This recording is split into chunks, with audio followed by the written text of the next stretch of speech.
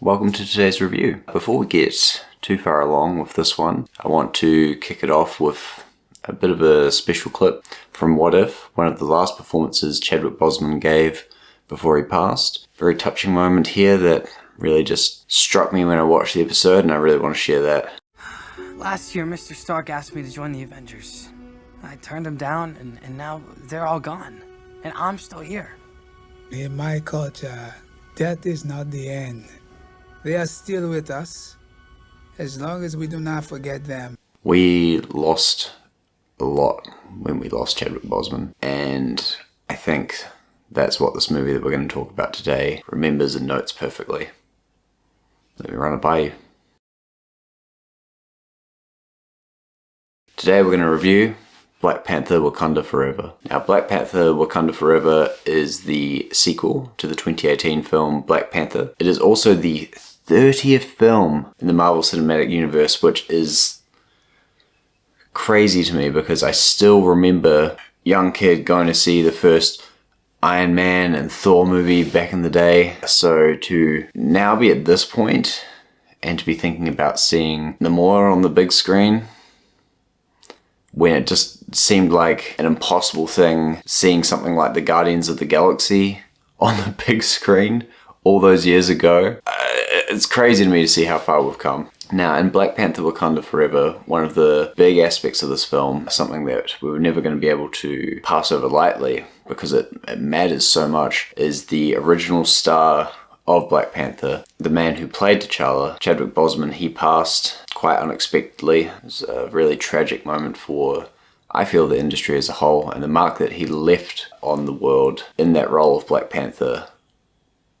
It was gigantic. It was gigantic. What he did for black artists and black cinema, elevating that, he really championed what Black Panther could be and what it could mean, what the role could mean within the industry. He embraced that role with such positivity and charisma.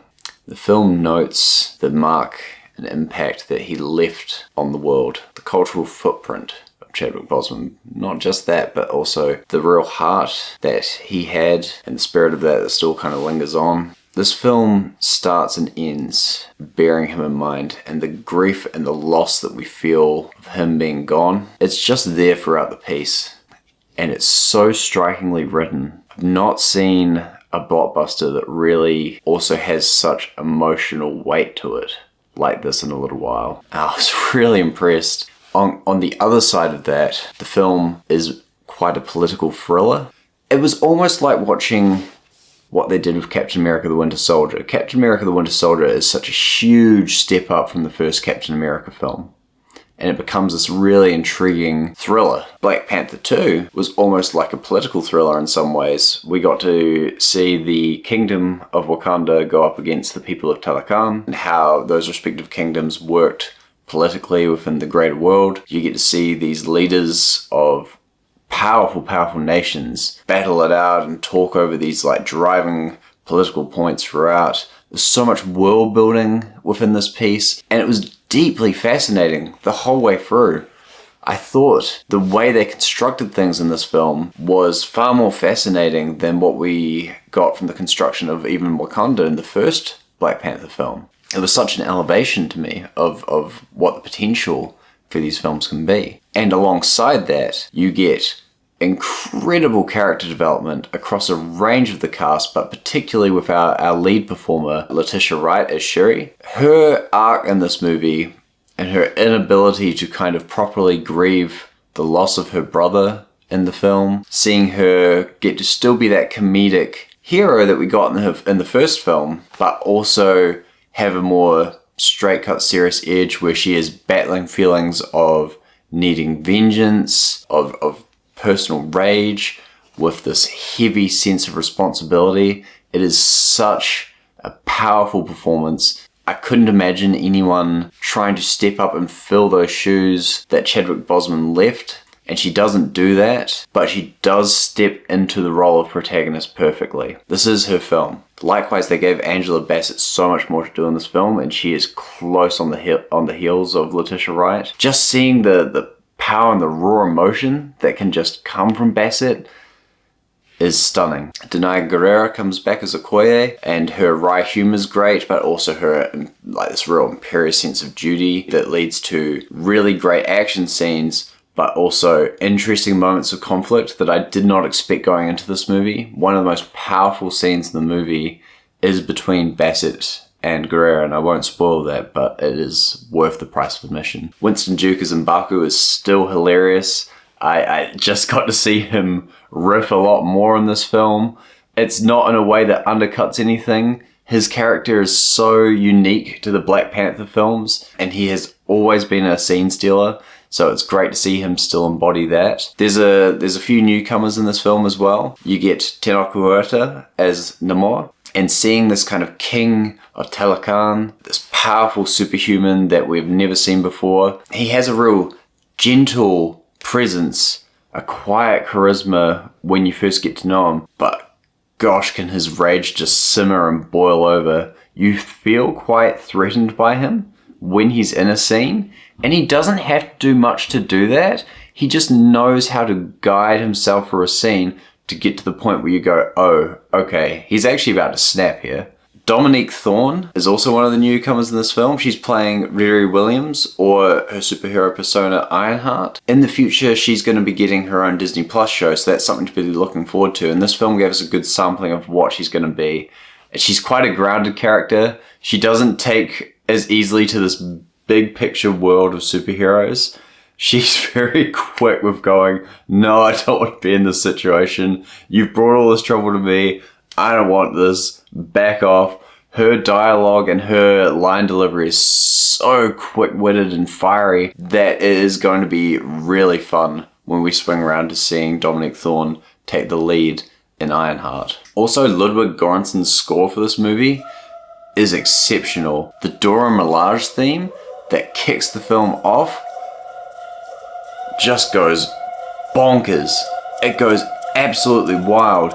The way he's using vocals as well as instrument performances to medley in to create these powerful score moments. Exceptional. Exceptional. When you get the siren scenes, when the Talakani people are getting people to walk and throw themselves into the ocean, so many creative ideas of music that just come to life in this film, and the visuals throughout. This is one of the best looking Marvel movies that has come out this year. You will know what I mean anytime you see an underwater scene, because the consistency, the level of detail, the way lighting's captured, the way movement is captured, all of these little pieces, these little details is really well done. There is so much in this film, and that is one of the few weak points. Because they've got so much to bring in, they've got Namor, they've got Riri Williams, they've got so much that they're constantly pushing and pushing and pushing and saying, here's info, here's info, here's info. That means that the film is slower paced. It also means you get a bit waterlogged with information, and that does bring the pacing down. That's not so much a problem. It should be a slower paced film, but taking the time to actually have to go through those packets of information does mean that the film could be driving itself a little better. I would have liked information delivery to be a little snappier or to be a little clearer. Beyond this, Martin Freeman's back in the movie and he does great. Loved seeing him again. He really does belong in these Black Panther movies, but they are struggling to find out how exactly he fits in the picture. And it's clear with how they bring in Julia Louis-Dreyfus's new character, Valentina. She's back in this movie again. I don't think they know what they're doing with her yet, or even if they do, the way they're bringing her in, it's a little rough. It's not hitting the mark every time, and it's creating this weird subplot in this movie that shifts focus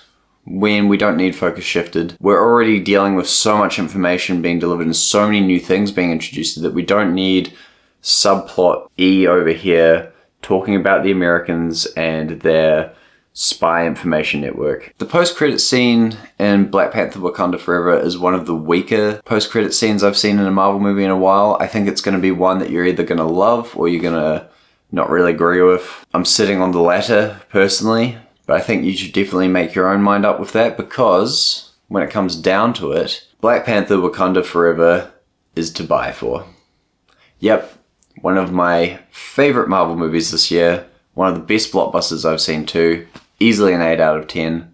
I loved how they handled the legacy of Chadwick Boseman, paid a tribute and homage to him, set up some great new heroes and characters moving forward, and delivered a really, really raw and powerful story. So have you seen Black Panther Wakanda Forever yet? What do you think of it? And what's your favourite Marvel movie of Phase 4 so far? I'm keen to hear it. Catch you on the next review.